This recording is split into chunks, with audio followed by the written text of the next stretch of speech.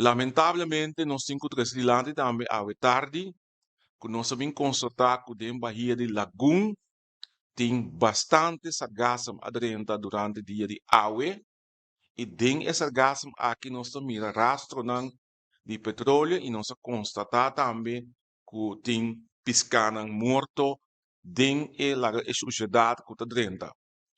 Tem indicação que o dia não está bem, que tem possibilidade tão grande que nós podemos receber sargassum de inteira e costa para riba de Bonaire. Então, nós que advertir tu ressonan que está se uso de nós Bahia de Sorobong Lac, pero também que está pisca na costa para riba de Bonaire, para nós ter em conta que por o dia não está bem aqui nós podemos molesta de sargassum. Nós só seguir vigilar a situação de maneira que essa semana passada.